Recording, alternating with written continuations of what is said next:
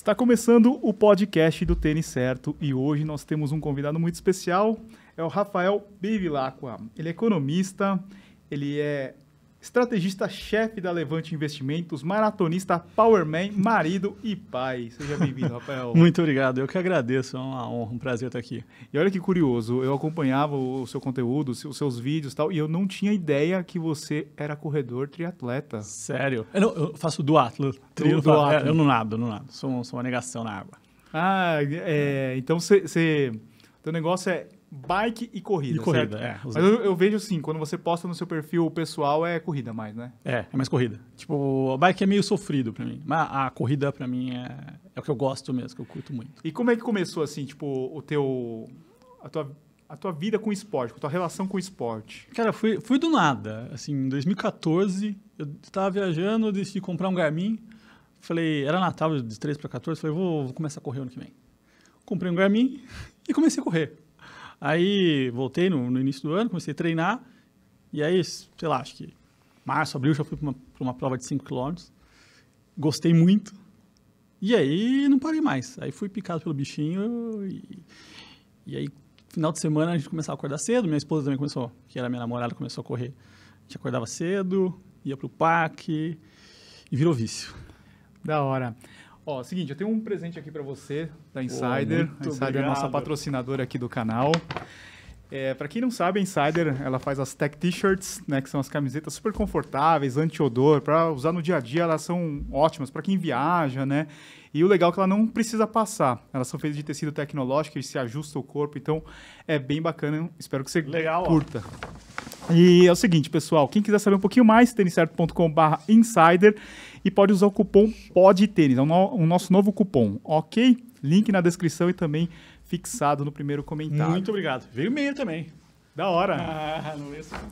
Bom, e como é que, tipo, você começou a correr lá, você foi picado lá pelo bichinho? Powerman, o que é Powerman? É um duatlo de longa distância, ou, entre aspas, longa distância. Você corre 10, pedala 60 e corre 10. Eu acho que é o duatlo mais longo que tinha no Brasil. É uma série grande fora do Brasil.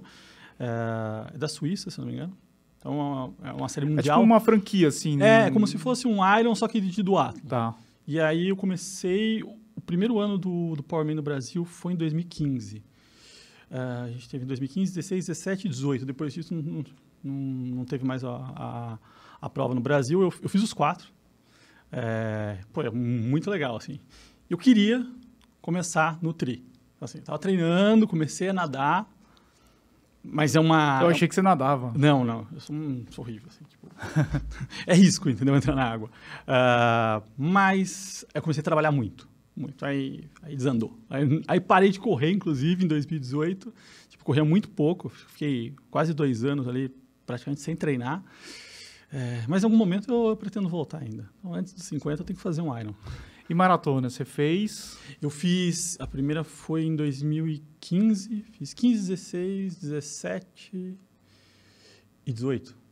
Fiz São Paulo, fiz 4 vezes São Paulo. Nossa, essa é difícil. E fui, assim, a minha vida na corrida acho que não é exemplo para ninguém seguir, porque eu gosto de correr, mas meus treinos não são constantes. E teve um ano que eu fiz 2 no mesmo mês. Tipo, eu fiz São Paulo no início de abril, acho que foi 18, e no final do ano eu fiz Mendonça. Caramba! E meio que sem treinar, tipo, não fazia treino, não ultrapassava de 21. Então foi meio que na loucura.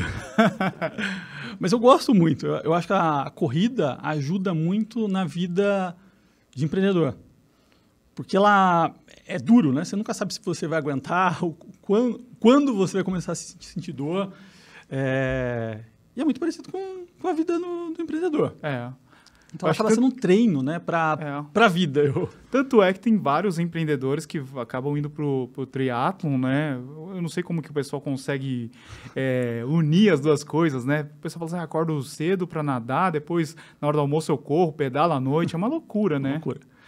E você estava falando, antes da gente gravar aqui, que você tem uma esteira no seu escritório. Eu tenho uma esteira. Foi a forma com que eu achei, que eu encontrei para voltar a treinar. Porque eu trabalhava muito, assim. Muito no nível de dormir no escritório. Caramba! Tipo assim, tem dias que tem semanas que eu fico 2, 3 dias direto. E tenho meu guarda-roupa, tenho um chuveiro, tenho um sofá, e aí vou virando. E aí teve épocas que eu fiquei entre 2018 e 2020 sem treinar nada. E aí, de alguma forma, começou a prejudicar a saúde. Uhum. Quando você treina, né, você está melhor, você melhora a sua disposição do trabalho. Sim. Então eu falei, putz, eu preciso voltar. Como é que eu faço isso? Para achar um lugar para treinar, para correr, eu não tenho tempo. Aí eu aluguei uma esteira, botei dentro do escritório e treino lá. Foi a melhor forma de voltar. E aí, de fato, eu voltei mesmo. Comecei a treinar. Em 2022, ano passado, eu fiz a maratona de São Paulo, de novo. Só treinando esteira. Caramba. E sem treinos longos. E você nunca teve um treinador? Você sempre foi, tipo, nunca autodidata? tive. Eu sempre fui.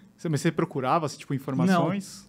Não, dava uma lida, mas sempre fui meio na raça. Caramba! Mas isso em tudo. Eu nunca gostei muito... Eu fiz economia, eu fiz USP. Uhum. Eu praticamente não ia para as aulas. Eu só fazia prova. Tipo, eu gostava de estudar sozinho. Aí era ok, né? Na USP, pelo menos na FEA, não cobrava presença. Então você podia fazer só a prova. Passando, maravilha. Então foi sempre o meu caminho. Eu sempre gostei de aprender as coisas sozinho. Como que é? A tua família, tipo, é de empreendedores também? Não. Tipo, meus pais moram no interior, né? Uhum. Meu pai tem um pequeno negócio e minha mãe é professora de crianças. Então, assim, não tem nada de empreendedorismo. E eu, até certo momento, até 2017, eu nunca achei que eu fosse empreendedor. Entrei no mercado financeiro, gostava muito do que fazia, era muito bem remunerado, mas no momento começou a ficar meio chato, sabe? Mercado financeiro, e aí as coisas no Brasil não estavam bem, tudo degringolando, o mercado financeiro reduzindo. Eu fiz uma mudança para uma outra empresa, onde, consequentemente, eu virei um empreendedor. E aí eu caí meio que de paraquedas naquilo. Falei, putz, é interessante isso aqui, faz sentido. Gostei, né? Logo depois saí, isso era 16, na verdade, que eu fiz essa mudança. E aí, 17, eu saí para montar a Levante. E aí a cabeça vira completamente, é outra coisa, né? Quando você vira empreendedor, você não sabe que você tinha capacidade de fazer tudo aquilo, de tomar todo aquele risco, você fala, é isso que eu quero fazer. E aí você começa a trabalhar muito, mas não é trabalho, né? Tipo assim, é um negócio louco, né? Você fala, sei lá, o Rafael de 2013, 14, nunca imaginou que ia ficar no escritório até meia-noite, 2 da manhã. Isso sempre foi um saco. Você era tipo aquele cara que chegava no horário, ia embora? Não, eu trabalhava bastante, mas não pensava tipo, em virar à noite. Eu via as pessoas fazendo isso. Por que a pessoa faz isso, né? Uhum. E a partir do momento que você vira empreendedor, você entende. E, cara, você vê, não é trabalho. Você quer estar lá, você quer estar no escritório, você quer estar pensando, desenvolvendo, melhorando. Então, é uma virada de chave. Mas você acha que essa vida, assim, tipo, que você teve e tem, assim, de muita dedicação ao trabalho, tem dado algum problema, assim, tipo, com relação à saúde? Porque, até depois eu posso contar, assim, a gente trabalha demais. Uhum. Quem produz conteúdo é domingo a domingo, 24 horas pensando nesse negócio, né? Putz, parece que você sempre está atrasado, né? Você não tem paz, né?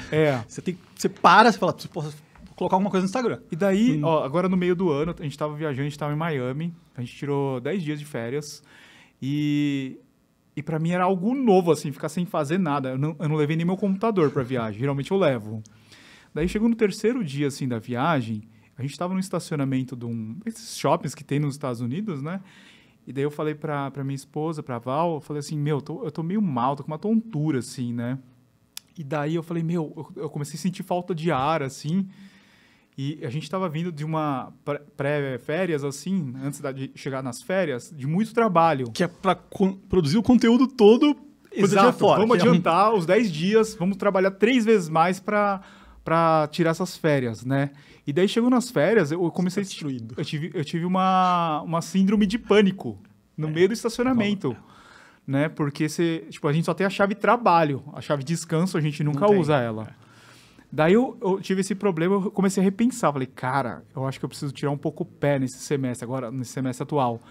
E pensar um pouco na minha saúde também, né? Eu mudei de treinador agora, eu falei, voltar a me dedicar à corrida e também a minha saúde, porque, cara, trabalho é importante, mas, putz, se não tiver a saúde, eu não consigo trabalhar. É isso, né? Você não pode estourar, né? Você não pode arrebentar. Esse negócio, esse ponto de quando você vai tirar férias e quem produz conteúdo é um inferno. Minha esposa falava, você tá pior, acho que é pior tirar férias, porque você chega no dia de tirar, de sair, você tá destruído. Porque você tem que produzir vídeo para todos os dias que você vai ficar fora. É uma loucura. As últimas 2 férias, nos últimos 2 anos que eu tento desligar, só eu e ela, foram bem difíceis. Assim. No ano passado eu produzia ainda conteúdo no YouTube, então nesse quesito foi difícil. E esse ano eu não estava mais produzindo conteúdo, dei uma parada, né, no canal, mas eu estava trabalhando muito. Assim, pra você ter noção, na decolagem eu fui apagado. Tipo assim, eu estava meio passando mal, falei que eu estava desmaiando na decolagem. Aí meio que apaguei, dormi e acordei lá. Mas é desgastante demais. Chega um momento que você fala, não, eu vou me arrebentar aqui, tem que tirar o pé. Mas tem que ponderar, né? Porque o empreendedor não tem muita escolha, né? A partir do momento que você tomou a decisão, você fala, vou crescer nessa linha aqui, vou tocar esse projeto. Não tem mais volta. Exatamente. Você não tem para quem chorar, você não tem para quem pedir ajuda, ou você faz... Não, e você pensa assim, não, eu vou fazer essa semana e na semana que vem eu vou diminuir, mas nunca não existe isso. Né?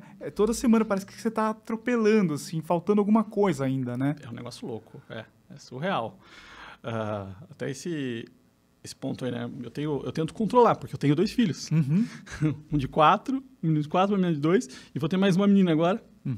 Então, além disso, no final de semana eu tenho que conseguir conciliar com as crianças, para estar presente ali. Então, eu falo, eu não posso morrer. Eu sempre digo, eu não posso morrer porque eu tenho as crianças aqui.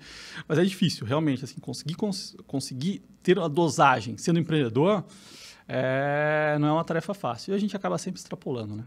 E quando você está correndo, você consegue dar uma desligada, assim, ou você corre pensando no mercado? Não, consigo, desligo completamente. Você ouve música, alguma coisa? Tipo, por que eu não gosto? Por que eu nunca fui atrás de treinador? Porque correr, para mim, é um negócio que me dá muito prazer. Então, meus treinos são todos corrida. Eu nunca sei o que eu vou falar, não, eu vou fazer nesse ritmo. Não, eu vou e vejo que eu consigo encaixar de melhor. E para mim é muito bom. Assim, tipo, é um momento onde eu saio completamente do mundo. Eu viajo. Música alta. Então me ajuda muito no dia a dia. Assim, estou estressado, estou cansado.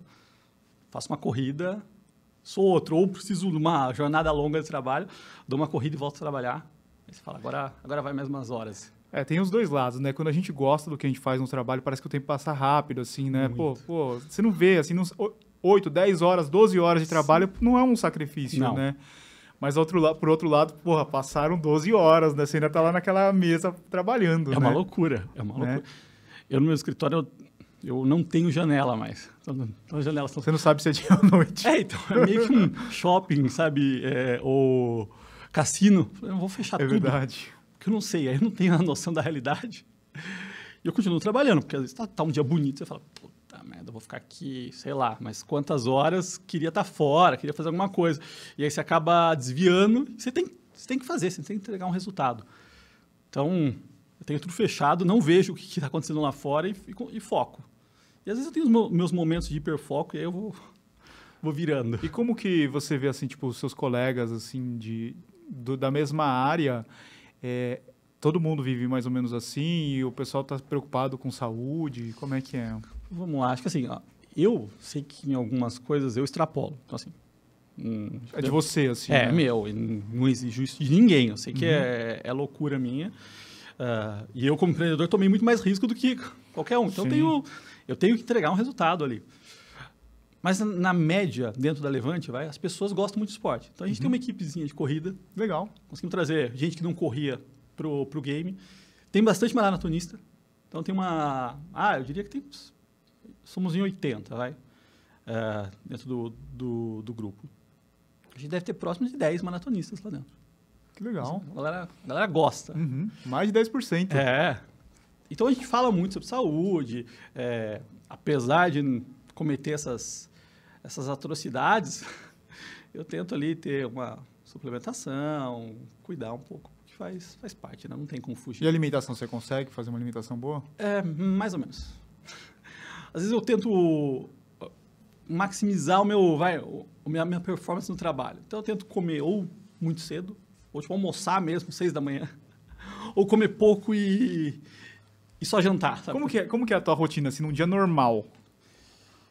Assim, eu acordei 6, fui pro escritório e fico trancado lá, faço umas reuniões, falo com as pessoas. Eu tenho um, vamos lá, Levante fica na Joaquim Floriano, e eu tenho o meu escritório, minha sala, que fica na Joaquim Floriano do lado.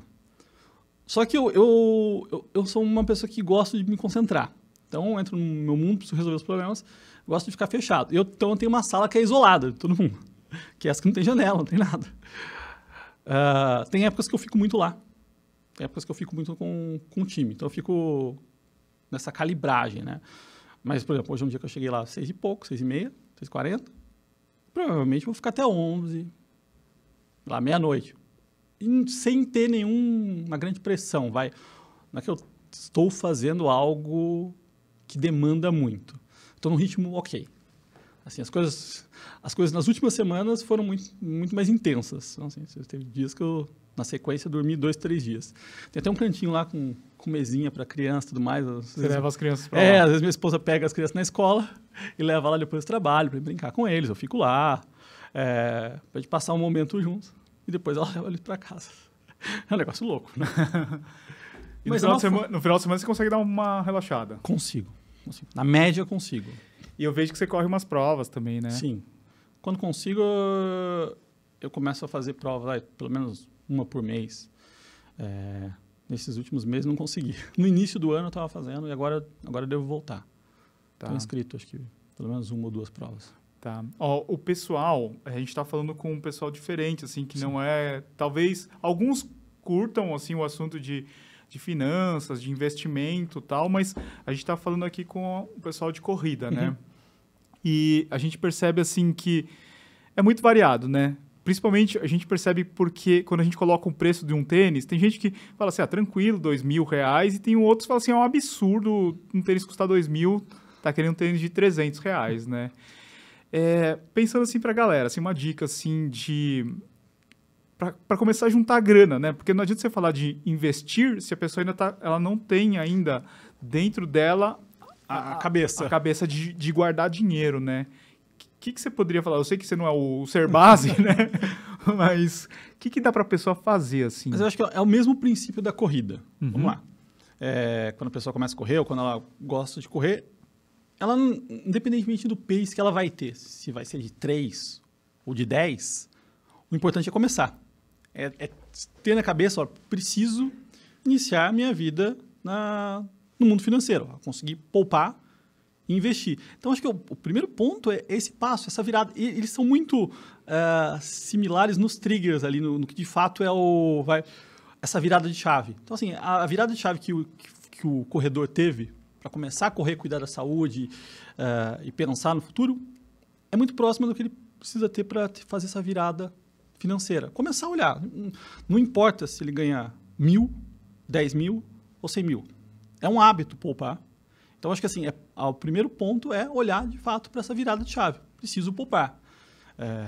Dado que a Previdência, confiar na Previdência daqui 20, 30, 40 anos, não é algo muito razoável, né? Então, acho que essa é a importância, conseguir, de fato, controlar ali o teu futuro de alguma forma.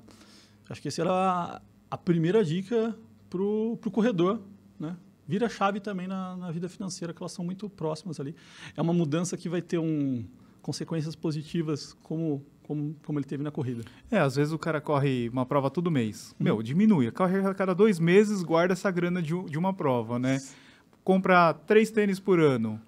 Compra 2 agora, né? Dá para cortar, né? Alguma coisinha. Não, e você vê que o que você falou, não significa que o cara ganha bem, que ele tem uma grana guardada. Não. Né? Tem cara, sei lá, médico, advogado, o cara ganha 50.000, 100.000 por mês, que o cara tá... E tá zerado sempre. Tá zerado, exatamente. Não tem... É porque o estilo de vida da pessoa, ela vai conforme o salário, né?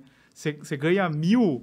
Custo fixo é um negócio maldito, né? Porque você começa a aumentar e você não volta mais, né? Depois, a partir do momento que você começa a ter um padrão, é muito difícil você voltar. Sim, E é isso. E o brasileiro não teve educação financeira. Não é que o cara que tem pouco dinheiro não teve. Não, de forma geral, o cara que ganha 100 mil, o cara que ganha 1.000. Tipo assim, ninguém teve educação financeira. O brasileiro não foi educado para isso, né? A gente sempre colocou as finanças como um negócio meio maldito, né? E as pessoas têm que começar... Não, eu acho que é uma coisa assim cultural nossa do brasileiro. Quando você fala de dinheiro, o cara já sai da sala, né? Falou de dinheiro, as pessoas fogem desse assunto, né? E você pega na própria família, você começar a falar de dinheiro, o cara sai fora, né? E não é... E é um assunto que tem que ser tratado, né? A gente tem que colocar isso, inclusive, em educação básica, né? As pessoas têm que aprender a lidar com o dinheiro, porque isso acaba se tornando um problema lá na frente, né? Muitas empresas falam que o problema financeiro dos funcionários acaba impactando o rendimento no dia a dia das empresas. Com certeza. Então, começar a poupar e pensar nisso, discutir sobre dinheiro, acho que é o primeiro passo e é extremamente importante. Tá, eu acho que tem que colocar algumas metas assim, né? Vou juntar 1.000, vou juntar 10.000, vou juntar 100.000. Eu acho que esse começo é bem complicado, né? É difícil, Os né? primeiros 10, 100 mil... Vou colocar quanto eu ganho? Vou poupar 3, 5% do que eu ganho. A ideia é conseguir aumentar isso ao longo do tempo, né? Mas é colocar essa meta e conseguir cumprir. E não colocar metas muito fora também da realidade, né? Porque você não consegue cumprir e aí a pessoa desmotiva.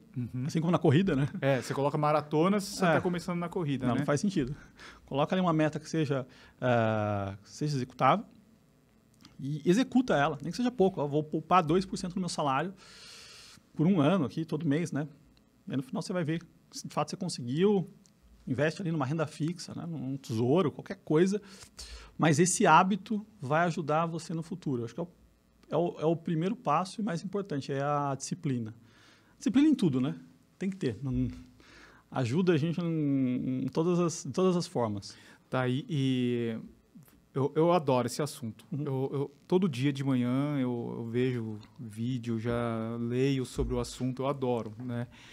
E tá, vamos conversar com essas pessoas aí. O cara tá com 10 mil reais ali na conta corrente dele, que não vai fazer falta nesse mês.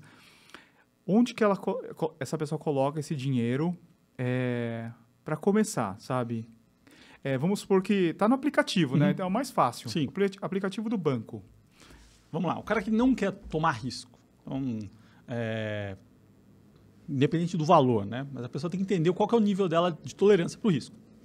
Assim, vai para uma renda fixa. Uma renda fixa pós-fixada, onde ele vai ter ali o rendimento da Selic, né? Então, essa taxa básica de juros está em 13,25, provavelmente continua caindo, mas você vai ter aquele rendimento ali todo dia, né? Tipo, proporcional a coroado. Então, aquilo acho que é a receitinha de bolo ali. Coloca no Tesouro Selic ou coloca num CDB que pague, vai 100% ou próximo de 100% do CDI e que tenha liquidez. Liquidez diária, né? Liquidez se a pessoa diária. precisa do dinheiro. Tá ali, tá fácil. Quer começar a entrar em outros investimentos? Tem tolerância para risco? Começa a investir em ações. E aí começa a pensar numa carteirinha. Lógico que o investidor tem que entender que é volátil, né? Tem dia que você vai olhar para o mercado e falar, tá tudo caindo 5, mas olha para o médio e longo prazo. E quem investe em ações está acostumado com isso, vai aprendendo que a recorrência ali, de fato, ajuda bastante. Então, assim, começar a pensar em investir em ações, montar uma carteirinha, aí acho que é super importante. Mas o investidor precisa estar pronto para isso também. Não é pular do dia para a noite, é ler, entender quais são, de fato, os riscos ali e comprar, né? Tipo assim, quando você compra uma ação, você é sócio. As pessoas tendem a olhar muito para ações como especulação. E não é isso. É porque vem a história dos pais, dos avós. Não, eu tinha as ações da Telesp lá e perdi todo o meu dinheiro, né? E naquela época era uma bagunça, né? Acontecia de tudo. E não é isso, né? Você se torna sócio de uma empresa. E a empresa, por mais que você tenha volatilidade na bolsa, as empresas não mudam do dia para a noite. Então, às vezes você vê a ação descolando e depois ela retoma. Então, assim, você se tornou sócio, por exemplo, do Itaú, de um Bradesco, de uma empresa sólida, consolidada ali, que continua operando no negócio dela. Então, assim, dificilmente uma grande instituição dessa vai desaparecer ou mudar drasticamente. Então, esse é o ponto, né? Olhar para as empresas, de fato, como negócios e ser sócio desses negócios, não puramente especular. Porque quando você não entra especulando e não sabendo o que você está fazendo, é a receita para dar ruim, né? E como escolher essas empresas? Bom, aí tem a Levante para isso. Tem a Levante. A gente vai explicar como é que funciona a Levante, mas será que, sei lá, eu vou falar, talvez algumas pessoas não vão entender assim. Você tem lá o Peter Lynch, né? Ele falava assim, não, ele via lá a mulher dele, o que ela consumia, ou que ele via no mercado e tal. Nos Estados Unidos, beleza, porque tem trocentas mil empresas. Aqui, você falar Eletrobras para uma pessoa, ela não sabe nem o que é, né? VEG, né? É muito difícil, é muito fora assim, da nossa realidade, né? Mas é tentar olhar para... É isso, né? Quais são os negócios mais resilientes, né? E tem um modelo de negócio já definido. Então, vamos tentar trazer aqui para a realidade. O Itaú, todo mundo conhece. Uhum. É um banco que ganha dinheiro com carteira de crédito, emprestando dinheiro para as pessoas, né? E provendo serviços financeiros. Existe uma confiança na instituição muito forte ali e ninguém migra o dinheiro, né, de um grande banco para um player novo de tal. Ninguém faz essa mudança de patrimônio. Assim, é um negócio consolidado. Os bancos nossos, os bancos locais, engoliram todos os gringos. É um mercado muito difícil, né? Banco difícil. Entrar aqui. Ele entra, opera alguns anos, bota o rabo entre as pernas, vende a operação e vai embora. ABN, HSBC, Boston, todos eles não conseguiram operar aqui. É muito difícil. E os nossos banqueiros, na minha visão, são os melhores empresários do Brasil. Os caras são muito bons. Assim, não é fácil. Uhum. Então, esse olhar para business que são, de fato, já consolidados, é importante nessa hora, do que entrar em um business que tipo, é novo ou não tem um modelo ainda sólido, de fato, está num momento de crescimento. É diferente, né? Uma empresa de crescimento, por exemplo, a própria Levante, ela é uma empresa de crescimento. Assim, o modelo de negócio dela, né, pressupõe que ela cresce 30%, 40%, 50% todo ano, ou seja, um reinvestimento muito forte, e existe muito mais risco do que uma empresa consolidada como o Itaú. Uhum. Obviamente que o Itaú vai crescer a 20%, 15% ao ano, 10%, dependendo do ano, não a 50%. São empresas com propostas diferentes, com riscos diferentes. Então, o investidor também não pode olhar para a grama do vizinho e falar, mas a minha ação subiu 15%, enquanto a outra subiu 70%. Amigo, a outra tinha um risco que era absurdamente alto, que você não queria tomar. Então, balizar esse risco, né, o quanto eu quero e o quanto eu estou disposto a tomar de risco, é importante também. O problema é que o que desanima, acho que o iniciante que está começando a investir é que ele entra sempre errado, né? Uhum. Quando está tudo bem e que vai sobrar grana para ele, é quando o mercado também está em alta, né? Sim. Então, ele vai comprar Itaú na máxima, ele vai comprar Itaús a R$14. E daí, o que vai acontecer? Ele vai andar de lado um pouquinho e depois vai cair. Ele vai falar assim, pô, devia ter colocado na poupança, né? Porque o meu dinheiro sumiu, né? E aí é o risco dele tirar e não voltar mais. Exato. Por isso que a educação é tão importante nesse momento, né? Tá ali... por isso que tem muita gente, hoje eu vejo, né, como positivo. Tem muitos educadores, né? Sim. A Levante é um research, mas tem uma quantidade grande de educadores na internet ajudando as pessoas. Então, até na crise ali que a gente teve do Covid, né? Que tinha tido um volume grande de investidores entrando na bolsa, eles não saíram. Tudo bem que a queda foi rápida e a retomada também. Talvez fosse um pouco mais lenta essa retomada, as pessoas teriam sofrido. Mas ter alguém do lado que sabe o que está fazendo, falando, amigo, ó, calma, não é o momento de se desesperar, ajuda muito. E uma outra visão, né? Se o investidor entrou na bolsa e entrou em Itaú, e pegar uma correção, maravilha. O problema é ele entrar numa ação quebrada, stressed, que entrou numa dica qualquer e aí está numa complicação, numa situação complicada, né? E a gente vê muito disso, né? Os investidores gostam daquelas ações que caíram 90%, agora volta. Não é sempre assim, né? É que eu acho que a pessoa quer entrar numa ação que ela vai crescer 50% em um ano, né? E daí que está o erro, né? Essas daí são as mais arriscadas. Ela pode crescer 50% ou ela pode cair também 50%, né? Exato. Daí a pessoa vai sair fora. Esse é o problema, né? É o risco que a pessoa toma no início e toma uma paulada, né? Então, a gente vê as ações assim, IRB. E assim, não estou dizendo, não estou filmando nada, só, mas né? É um case complicadíssimo. É um case que passou de fato ali por uma fraude, a ação desmoronou, ninguém sabe ainda ao certo qual o nível de rentabilidade daquela empresa, nem os controladores tiveram uma dificuldade. E você vê a cautela do investidor profissional olhando para essas empresas. O cara pode até tomar risco, ele entende, mas ele sabe qual é o risco que ele está tomando. Agora, muitas vezes a pessoa física entrando e fala, caiu 90%, vou comprar que vai voltar. Tipo, peraí, por quê, amigo? Não tem nada, não tem um racional por trás disso. Esse é o ponto que às vezes machuca o investidor. Então, é tomar cuidado com onde você começa esses investimentos aí. Não dá para fazer maratona no primeiro mês, né? Com certeza. Sem treinar, né? Sem treinar. Ó, duas ações que estão bem relacionadas ao nosso mundo é Magalu, através da Netshoes, né, que é até um parceiro do nosso canal, e SBF através de Centauro, Fisia, que é Nike, né? No começo, desde o IPO de Centauro, a gente viu um crescimento, todo mundo falou, nossa, Centauro é incrível, vou botar uma grana aqui, porque a Centauro só cresce, nunca cai. Daí veio pandemia, tal, teve um momento ali, depois agora, caiu bastante por vários outros problemas, tal. E Magalu também, né? Magalu, crescimento incrível, era a queridinha da bolsa, lá de muitos investidores, tal. Explodiu, né? Explodiu, chegou a quanto? 40, sei lá? Chegou, eu sei que ela tinha dado mais de 6.000% que a gente entrou em 2012, 2013 ali. Hoje não vale nada, né? Quase. Vale muito pouco, né? E daí a gente tem uma relação com o esporte, porque eles são os principais fornecedores de material esportivo hoje do Brasil. É algo que, assim, que a gente tem que se preocupar com essas duas empresas no varejo ou... Não, eu não vejo essa preocupação. Muita gente fala, risco de quebra, acho muito difícil. E por que elas sofreram tanto também? A queda, a primeira queda ali da Magalu, não aconteceu nenhuma mudança operacional na empresa. Mas foi uma mudança na percepção do investidor de quanto deveria valer. Então, porque o mundo olhou para todas as empresas de crescimento, e quando você fala de Centauro, de Magalu, ou de empresas que têm algum componente tech escalável, você fala, essas empresas crescem muito, por isso eu pago um múltiplo alto nela. Tá? Então, é uma relação de quanto ela lucra, qual o lucro dela e quanto ela deveria valer. Então, quanto maior essa relação, o valuation é mais esticado.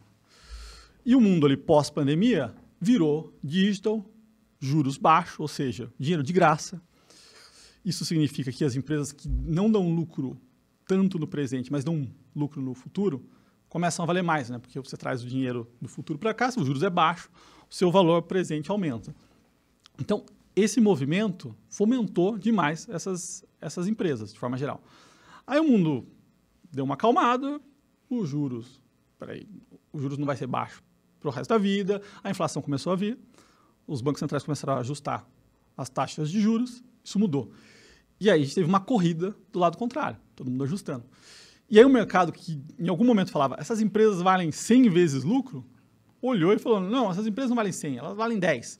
E aí foi para o outro lado. Né? Então a gente teve um movimento também em que os valuations ficaram extremamente exprimidos. Né? Agora não vale mais nada.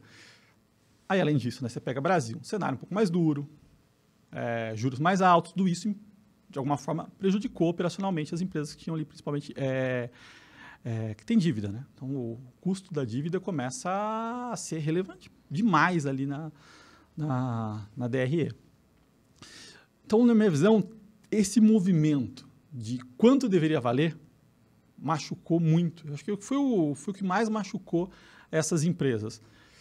Agora a gente tem pelo menos no Brasil aqui, redução de juros, isso deve continuar. Não, logicamente a gente não vai ver a Selic naquele nível que a gente viu em 2020, ali, em 2021, longe disso, mas com uma queda. Isso dá um fôlego para essas empresas, tanto do lado operacional como também do lado de fluxo. Né? O mercado começa a olhar com bons olhos para essas, ou retirar aquele olhar tão negativo que a gente tinha em cima dessas empresas. Mas não que, de fato, elas tenham mudado drasticamente do dia para a noite. Quando você pega a Magalu, você compara 2020 e 2021 hoje, ela não parou de vender o que ela vendia. Ela teve um crescimento menor, ou em alguns trimestres até parado, alguma pressão de custo, mas não que teve uma ruptura no modelo de negócio, longe disso. Só que quando você olha para o mercado, você fala, o negócio perdeu 90% do do valor de mercado, o que explica tudo isso, né? E é muito mais uma percepção do que uma mudança. Os investidores têm esse costume, principalmente os institucionais, do dia para a noite, olha, não queremos mais isso. E aí é muito rápido esses movimentos. Não, mas o da Magalu foi muito, né? Nossa. Mas é que também ela foi uma empresa, como você disse, eles estavam com esse modelo de transformar, não numa empresa varejista, mas uma empresa tech. Fazendo vários M&As, comprando, acho que eles compraram 30 empresas, se eu não me engano. Sim. Muita coisa. E eu acho que não deu tempo nem deles juntarem, né? Fazerem uma junção dessas empresas para ficar o super app que eles imaginavam, né? E daí, depois que teve essa queda aí, acho que eles ainda não conseguiram, né? Fazer essa transformação de empresa tech mesmo, né? Eu acho que assim, de alguma forma, assim, eles são tech, mas é que o mundo parou de dar valor para a tech, né? O mundo olhou e falou, agora a gente não quer mais esse tipo de empresa. Esse tipo de empresa com juros altos não é tão atrativo mais. E aí você começa a ter a famosa rotação, né? Aí o mercado começa a olhar para commodities, nesse momento começa a olhar até para algumas empresas de construção civil, entre outras que já estão amassadas demais. Mas essa mudança do olhar, que a gente chama de rotation, às vezes as carteiras dos grandes fundos começam a rodar, a mudar muito, que amassou demais as ações. Então, tem algumas coisas aí no mercado que é até interessante para o investidor, né? Para quem está nos assistindo. Pega lá o DRE da Magalu e dá uma olhada nos últimos 2, 3 anos. Qual que foi a mudança? Na receita, não, ela continuou crescendo, teve alguma pressão de custos, linha de receita financeira sendo pressão forte ali para o custo de dívida, né? Selic. Mas nada que explique essa destruição de valor, muito mais uma percepção. Então, essas percepções do investidor fazem muito preço, né? Principalmente do estrangeiro.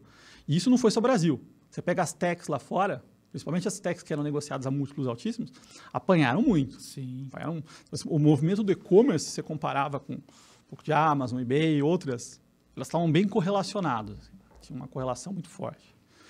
Então, o investidor estrangeiro e a visão meio global acaba impactando muito nos preços. Então, quem mexe muito com o valor são os fundos, os investidores estrangeiros. Os gringos, os gringos? Os gringos. Tipo assim, quando eles entram, a porta é pequena, o fluxo deles é muito grande. O Brasil é muito pequeno ainda para eles. Então, qualquer movimento deles, eles puxam bolsa forte. Esse movimento do início do ano que a gente teve ali foi um movimento global. Você pegava as bolsas dos emergentes, todas subindo e todas... É interessante o investidor entender isso, né? Eu fazia bastante dessas análises no canal, que era mostrar, o Brasil não é uma ilha. E muitas vezes você fala, por que está subindo, por que está caindo? Não tem nenhuma razão específica de Brasil. Aí você coloca no contexto global, da visão do estrangeiro e como eles estão operando as bolsas dos emergentes. E aí a correlação é perfeita, assim. E essas correlações você consegue comparar muito com juros. O que explica tudo no mundo é juros. Ciclo de juros.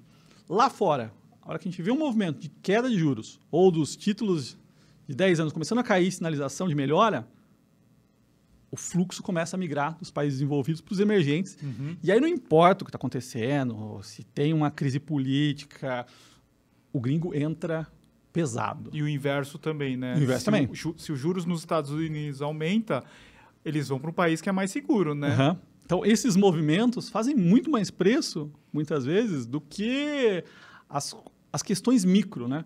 O investidor brasileiro não pode ser só micro. Muitas vezes ele está tomando pau no fluxo, no contexto global, que faz preço. Que faz preço, assim. Então, o pessoal que está escutando, assistindo a gente, assim, eles vão falar, nossa senhora, mas é muito complicado, assim. O negócio, se você pensar a longo prazo, todas essas mudanças e você estando investindo em empresas boas, que já têm aí um histórico grande, essas oscilações, a longo prazo, elas não vão representar tanto, né? Exatamente. Eu tenho uma carteira, então, meus filhos, desde os 2, 3 meses, ganham o dinheiro que eu mando para eles, pelas conselhos, e eles colocam em ações que, quando tiverem 20 anos, vão usar. Então, são ações que, independentemente do momento, caiu 10, caiu 20, empresas sólidas, com foco em longo prazo, com modelos já estabelecidos. E aí, pensa no investidor que está olhando de fato, né, para aposentadoria, para o longo prazo, essa tem que ser a visão. E não se deixar levar pelo dia a dia. O dia a dia é altos e baixos o tempo inteiro. Essa decisão de olhar muito para o curto prazo e investir para o longo prazo pode ser um negócio que dá errado. Pode. Sim, o investidor que gosta do curto prazo opera no curto prazo, aprende a operar, entende como é que são as mudanças, os fluxos, essas mecânicas, né? Então você entende, subiu os juros lá fora, ou teve uma fala de um cara do Banco Central americano que mostrou que pode subir mais juros. A gente sabe que as bolsas vão cair e os cíclicos vão apanhar. Entenda isso e opere no curto prazo. Uhum. E o cara que está no longo prazo olha de fato para o futuro. Entenda que essas coisas do dia a dia acontecem, impactam o preço da ação 2, 3 dias e no dia seguinte a gente tem notícias boas que impactam as ações também. E isso não é para sempre. Olha para o case, olha para a empresa. Mas tentar não entender o perfil, entender se é longo ou curto prazo, né? E tá de fato casado com o que você está fazendo, está olhando todo dia. Quanto que é longo prazo? Acho que muitas vezes assim, vou colocar essa ação na minha carteira para manter por 2, 3, 5 anos. Se alguma coisa der errado no meio do caminho, você tem que... Essa empresa mudou. Um caso de uma fraude. O IRB a gente tinha em uma das carteiras lá na Levante. Americanas. Americanas. IRB a gente tinha numa das carteiras lá na Levante em 2020. A ação, se eu não me engano, estava 47. No dia que saiu a carta da esquadra, todo mundo começou a falar, caiu 10, 15, estava por volta de R$40. O responsável pela carteira falou, vamos sair, porque se a empresa não está respondendo esse tipo de pergunta, questionamento, algum problema de fato deve ter. E não dá para ser sócio de uma empresa que está escondendo coisa. Esse é o tipo de fato que, quando acontece, mesmo você olhando para o longo prazo, você não quer ser sócio de alguém que está ali maquiando números. Você pula fora e o primeiro prejuízo é o menor. Acho que esse é o ponto. Então, se você, dentro de uma carteira, pensando em longo prazo, você pode ficar ali 5, 10, 15 anos. Mas se em algum momento tiver uma mudança, que seja uma mudança drástica no modelo de negócio, ou uma questão de corrupção, uma questão de números aí fraudados, pula fora, porque você não quer ter esse cara, essa empresa como sócio. E ameniza, e aceita o prejuízo. Porque quando você olhar para uma carteira, 10, 15 ações, você não vai querer que todas as ações tenham ganho. Mesmo porque a ideia de ter uma carteira é ter correlações negativas. Então, você pega um dia ruim, né, a bolsa caiu, o dólar subiu. Você tem ações que são dolarizadas, elas acabam caindo menos ou até subindo. Então, elas acabam amortecendo. No caso contrário, você tem um otimismo com o Brasil. O que vai andar? Vai andar as empresas cíclicas, o varejo, construção civil, tudo isso vai porrar, e as dolarizadas provavelmente vão ficar para trás, ou até cair. Mas essas ações, né, mesmo que caindo no longo prazo dentro de uma carteira, elas tiveram uma função específica que é proteger. Então, olhar para o todo e não especificamente para todas as ações. Eu quero ganhar em todas. Você está apontando na mesma direção, está colocando todos os seus ovos, né, na mesma cesta. Então, acho que não é o caso também. Ou no mesmo setor também, né? Eu só invisto em elétrica, né? E elétrica é um setor arriscado. Assim, a gente viu uma quebra de empresas recentemente. O setor de elétrica é dividido em três subsetores. Geração, transmissão e distribuição. O que todo mundo pensa que é o setor elétrico, que é perene, sem risco, é o setor de transmissão, que é o cara que pega a energia da geradora, né, em alta tensão e traz até próximo aos centros urbanos, em alta tensão ainda. A distribuição é o cara que faz a redução da tensão e vende, chega na nossa casa lá com a conta. E a geradora é o cara que está transformando o movimento da água em energia. Né? Esse cara do meio que faz a transmissão, os contratos deles são em função dos ativos que ele coloca, das linhas de transmissão. Através de leilão, né? Através de leilão. Mas ele não tem risco, ou o risco é muito baixo, de volume, de quanto ele fizer de transmissão, ou de preço. O cara da distribuição, que é o cara da nossa conta, ele tem risco de inadimplência. Gato muito. E ele tem que acertar o volume. Ele tem que comprar comprar o volume bem. correto, ele tem que comprar o volume correto. Porque se ele errar, tipo, se ele comprar mais, ele vai ter que vender isso no mercado à vista. E aí, no mercado spot, ele pode ter que vender muito abaixo do que ele comprou. Se ele comprar menos, ele vai ter que comprar no mercado e pode errar. Então, ele trada. Então, esse cara aqui pode ter um grande nabo. E a geração também. Por quê? É basicamente hidrelétrica, né? Depende de água, né? Chuva. Mas, por exemplo, você pega existe um fator que é quanto essas empresas podem despachar. Então, pega uma hidrelétrica, ela vendeu para o sistema 100 megawatts. Vai. O regulador, em algum momento, fala, olha, o sistema hídrico, de forma geral, está baixo demais. Essas empresas aqui não vão poder despachar os 100, vão poder despachar 80. Mas ela vendeu 100.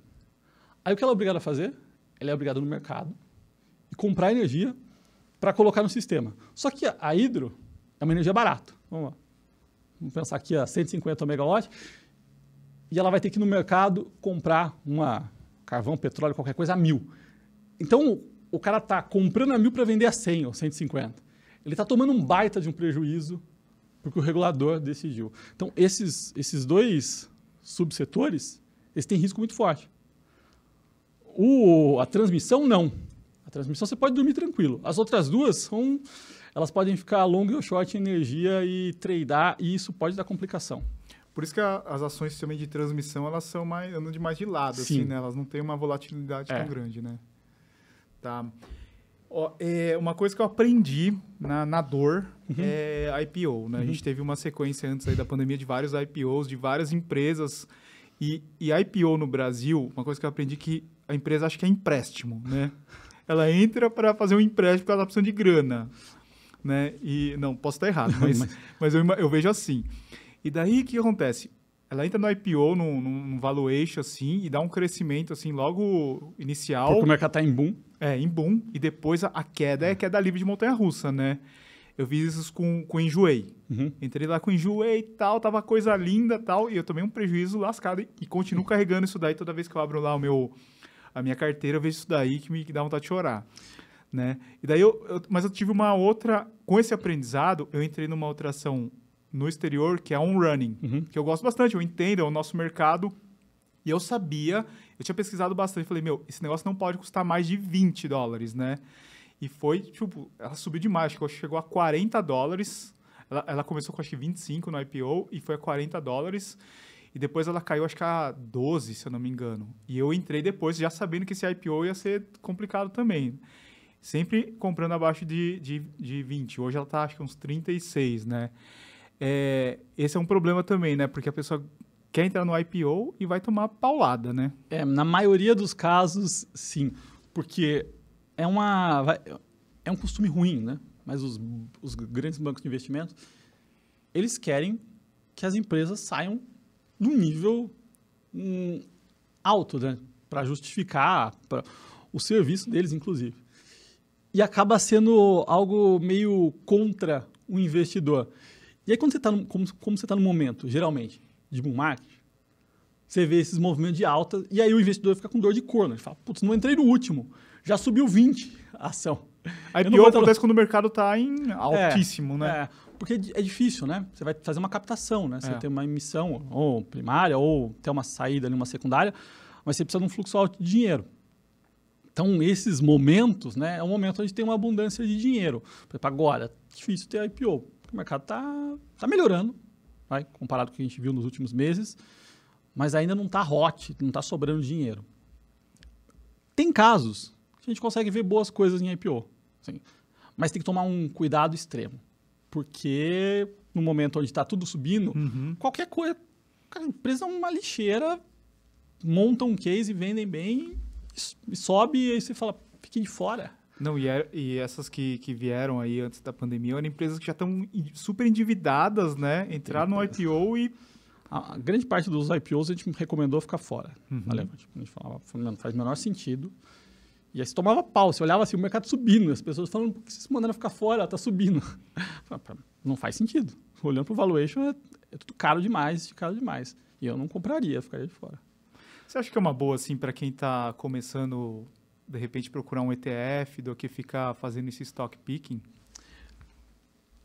Se a pessoa conseguir, de fato, ter essa disciplina, vai. A questão é nunca olhar e falar, olha, funciona, é uma cesta. Quero comprar Brasil, quero começar na Bolsa. Ibovespa, maravilha, comprei uma cesta. Ah, poderia ganhar mais dinheiro se eu fizesse, escolher 10 ações aqui, de valor, de fato. Sim, mas calma. Assim, tenho pouco dinheiro. Eu gosto muito da estratégia de ter um ETF ali para começar, ou até para acessar outros mercados, né? Pegar Brasil, pega num momento ruim de Brasil, pô, investe num ETF lá de fora, que é listado aqui, né? Pega uma bolsa gringa, S&P aqui. Então, isso ajuda. Mas o investidor de bolsa geralmente é o cara que gosta do tema. Ele vai falar, não, quero entender um pouco mais, quero entender sobre essa empresa. Senão ele entraria num fundo. Num fundo, Assim, o perfil do investidor de bolsa é o cara que gosta. E aí ele vai começar a entender os cases. Naturalmente vai tomar uma porrada ou outra, porque faz parte do aprendizado, né? Ninguém... Assim, o melhor jeito do mundo de aprender é olhando para o erro dos outros. Sim. Mas ninguém consegue isso, né? É difícil. Assim, você tem que colocar o teu lá, né? Você tem que colocar o teu. Tipo, você já teve assim um que fala, puta, mano, por que eu fiz isso? Uma ação que eu tô tomando pau. Assim, uma das únicas empresas que eu coloquei na física, assim, porque eu gosto ainda, apesar de estar tomando uma porrada, é Via Varejo, né? Uhum. Via Varejo é um case que eu defendia, que eu achava que estava muito barato. Nada é tão barato que não possa ficar mais barato ainda. Esse é o problema, cara. Você acha que caiu, você fala assim, caiu de 10 para 6, eu vou botar mais uma grana aqui. E é isso, né? Você nunca gosta de perder, né? E teve todos os problemas possíveis ali, a empresa passou, né? Problema de trabalhista anterior, então, assim, uma porrada. Foi uma porrada atrás de outra. Eu olho para o case, como empreendedor, como empresa, falo, cara, eu não vejo o risco que as pessoas veem aqui. Eu acho que assim, um empresário consegue controlar isso aqui facilmente. Isso aqui dá para controlar, vai passar. Mas o mercado não acha isso, né? Então, assim, as ações são pressionadas para caramba. Acho que ali eu tomei um para trás grande. Nada que eu não... Os riscos que eu não possa... Que eu não entendi. Tipo assim, sabia fazia bem parte, né? Fazia parte. E aconteceu todas as coisas ruins que poderiam acontecer. Acho exagerado ainda. Mas sempre frisei muito, olha, assim, eu sou um cara tomador de risco. Estou fazendo isso aqui. Não... Se você não é tomador de risco, tipo, tome cuidado, né? Tipo, não é para você, né? Exatamente. Nem toda ação é para todo mundo. Você tem que saber qual que é o nível de risco que você tolera e está disposto a correr. Por exemplo, no meu caso, vou pegar o meu caso como exemplo aqui, uma consulta pessoal. Tá, eu tomei pau aqui no Enjoei e ela tá lá.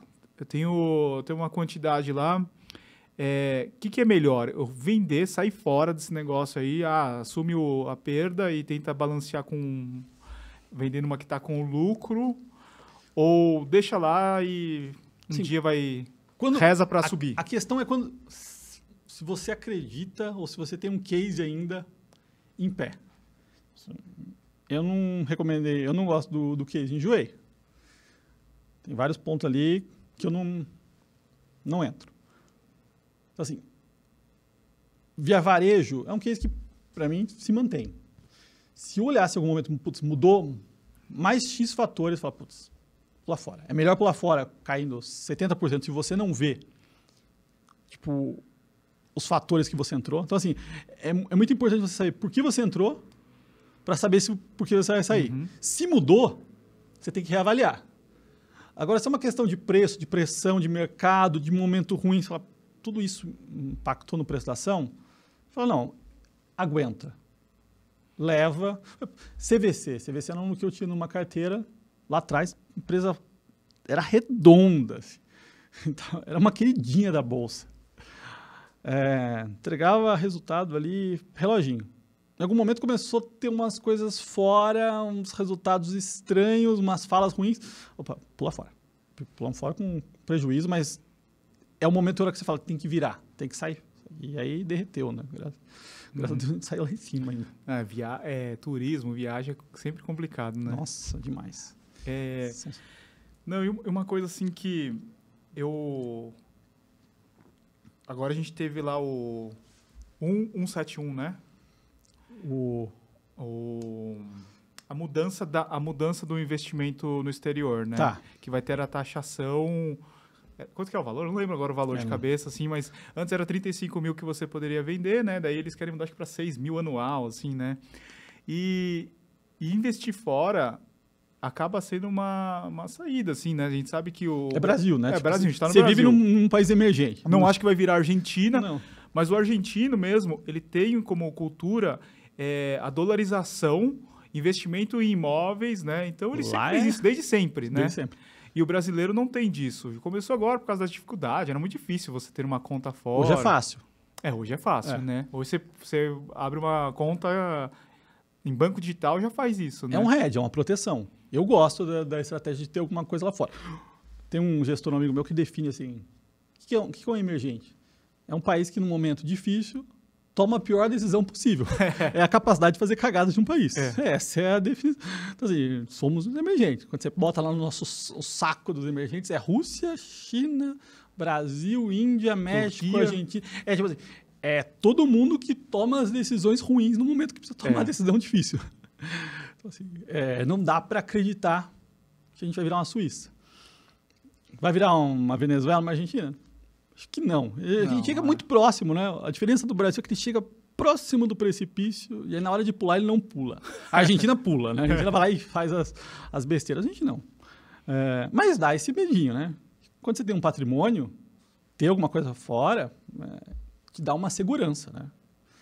Mesmo que não vai virar, mas tem um... Segura aquele negócio, ou entre aspas, o hedge é um negócio que você tem e não quer usar, né? Deixa lá. Espero que o Brasil entre num bom momento aqui, aquilo lá fique para trás e as ações brasileiras andem bem mais. Mas, sim. Não, e nós acreditamos no Brasil, Sim. tanto é que a gente mora aqui, né? Sim, a gente é empreendedor. Senão a gente estaria fora. A gente bota o nosso dinheiro aqui porque a gente acredita no Brasil e no brasileiro, né? Sim, com certeza. Senão você estaria fora. Mas, ainda assim, como uma proteção, você acaba tendo que fazer diversificar um pouco, né, a carteira. E lá fora é a mesma coisa que aqui, né? Você acaba tem que procurar as empresas que você gosta e assim, é até interessante para investir lá fora. Ou até o brasileiro que quer investir em tech. O que você vai investir em ações de tech no Brasil? Você pega uns e-commerce que você fala que é tech. Mas não é tech. Não né? Lá fora você consegue investir em Facebook. Apple, Nvidia. É tecnologia de verdade, né? Não é a tecnologia mais ou menos que a gente... Microsoft, Nvidia, Texas Instruments, tem muita coisa, Você tem uma porrada de investimentos completamente diferentes. Eu acho que é mais fácil investir fora do que aqui. Você entende muito melhor. Você sabe o que é Procter & Gamble, você sabe o que é Colgate, Bank of America, né? Aqui eu não sei direito o que a VEG faz. Eu sei que faz umas pá, faz uns motor e tal, mas eu nunca vi. Mas pensa, pior e Vale.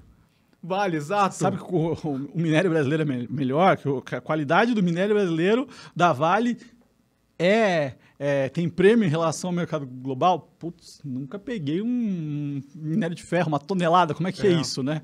Então, assim, é muito distante, né? Você pega, por exemplo, ExxonMobil. Eu sei o que a ExxonMobil faz, mas a Cosan, né, é muito difícil. É um complexo. Não, a Cosan em si, o grupo inteiro, é uma das empresas mais complexas que tem na Bolsa. É um monte de negócio lá dentro. Que, inclusive, o mercado institucional lá atrás não gostava de analisar, porque era muito complexo, era muita empresa ali dentro. Exato. Era uma porrada, se não me engano. Agora eles fizeram uma reestruturação societária, mudaram um pouco dessa estrutura, mas eram 9 empresas lá dentro. E empresas bem difíceis de analisar. Para quem está de fora, né, mas o mercado, assim, você fala, Rafael gosta de ver um monte de ação. Mas cada analista costuma olhar para um setor. Porque é muito técnico. Um cara consegue ver 15, 20 empresas bem ali, e o resto ele conversa com os outros analistas, mas tem especialistas em cada área para entender, porque é difícil entender uma empresa. Tem um limite técnico ali para você. Como que funciona lá dentro da Levante? Analistas setoriais. Então, assim, lá dentro tem uns 15 a 20 pessoas trabalhando na análise, e aí, setorial. Então, assim, um cara que olha só para para petróleo, um cara que olha só para construção civil. E aí, minha história, eu comecei no mercado, eu sempre olhei para bancos, para empresas industriais, então, tipo, Marco Polo, Randon, IOSP, WEG, em algum momento para elétricas. Elétricas são um dos setores mais difíceis de entender, é muito complicado. Regulamentação é detalhe demais. Então, assim, esses são os setores que eu mais tenho conhecimento, que eu conversava com a empresa todo mês. Então, você tem que estar conversando. Você liga para Marco Polo todo mês para bater papo com o diretor de RI, com o CFO, para saber como é que está. E aí você vai acompanhando as empresas que você tem na carteira, você tem um contato ali meio que direto. Então, por isso que você tem que segmentar e ter bastante gente, bastante analista, cada um olhando para o seu setor, falando com as empresas. E aí, como é que faz? Eu ACS converso com os analistas. O que você está achando dessa empresa? Gostei? Me aprofundo um pouco mais com cada um. Na figura de um gestor, daí. É como um gestor de um fundo faz. Tá. Mas a composição mesmo do mercado é ter pessoas específicas olhando para cada setor e aí você vai montando uma carteira. Para o corredor aqui que está escutando a gente, está assistindo a gente, o cara quer começar a investir, tem um valor mínimo e por que essa pessoa deveria procurar a Levante? Como que a Levante pode ajudar essas pessoas? Vamos lá. Sim, a Levante é uma casa de análise independente. Então, um research. A gente dá recomendações no que a gente acredita ser o melhor.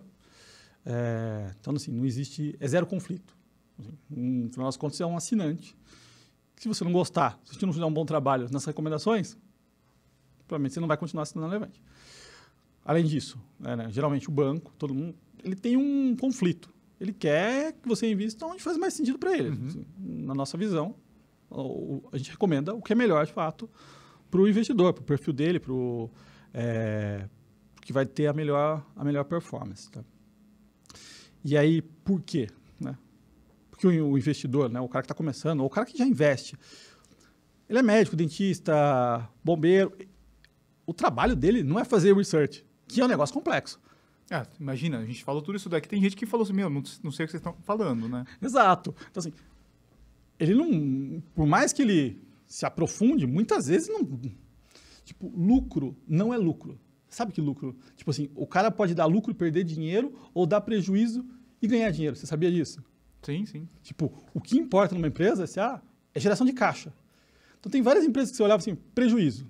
Mas o cara passa tudo que é custo para não pagar imposto. Está gerando caixa, mas está dando prejuízo.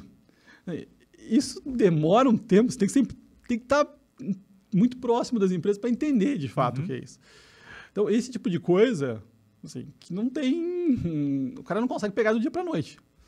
Por isso que é tão importante ter um research, alguém acompanhando, ajudando o investidor. E você pega quantas empresas tem na Bolsa? 600? Tem muitas, Então, imagina você entender de 600 empresas. Né? A nossa cobertura está...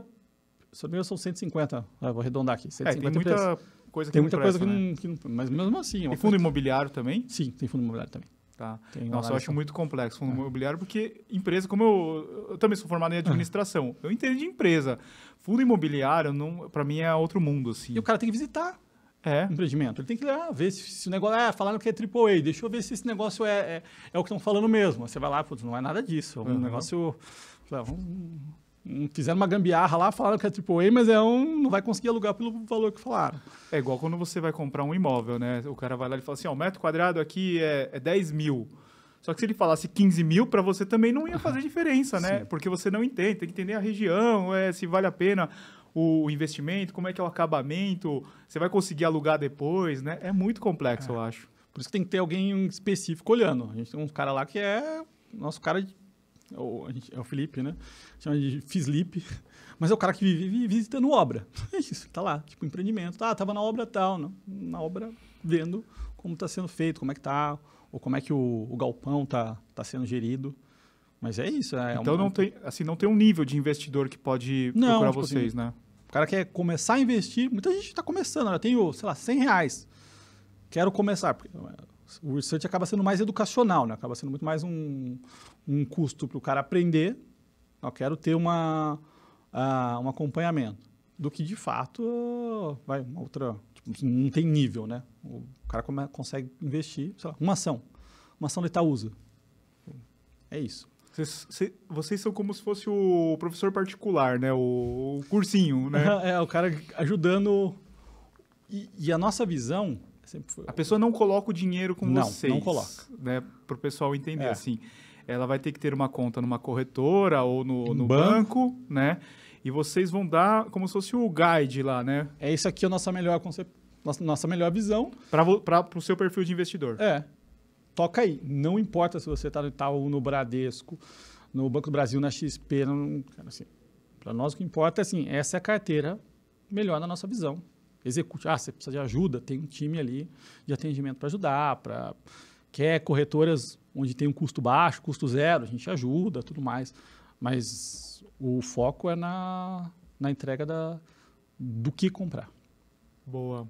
O que fazer, de fato. Eu acho que é um papel fundamental, assim, porque é complexo, né? Conforme você vai juntando o dinheiro, o que eu vou fazer? Porque, às vezes, as pessoas não entendem que se você deixar seu dinheiro lá na conta corrente, na poupança, parado, você está perdendo. Todo dia você está perdendo, né? A inflação bateu 12, o dinheiro parado, você está perdendo. O teu dinheiro perdeu o valor de compra ao longo desse tempo. Se você só fazer uma análise, assim, aquilo que você comprava no dia 1º de janeiro de 2022 e de 23 já não é o mesmo valor. Não é a mesma coisa. Né?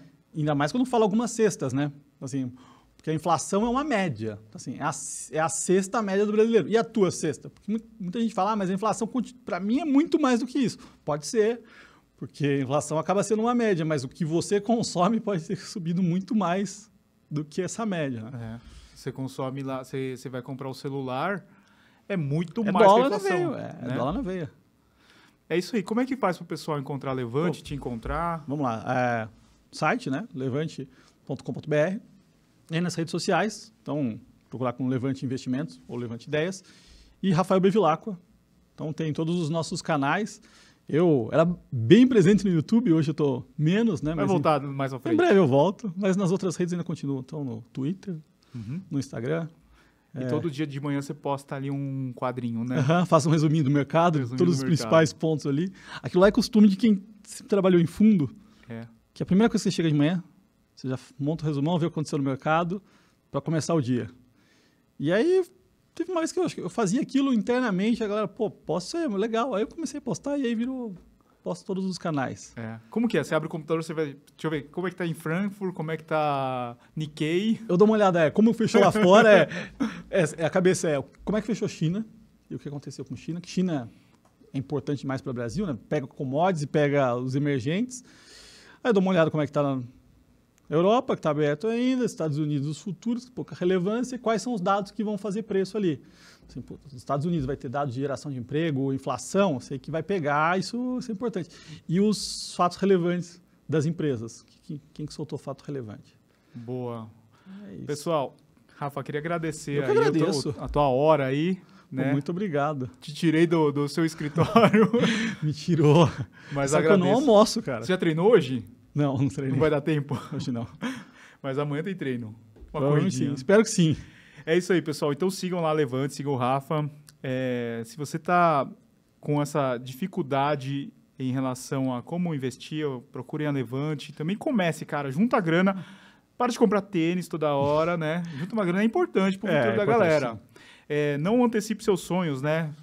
Vai juntando uma grana, depois você, em vez de você comprar um tênis hoje, você vai comprar 10 daqui a uns anos. Exatamente. Né? Acho que tem essa disciplina que vocês têm na corrida, trazer um pouco dela para a vida financeira. Consumo consciente, né?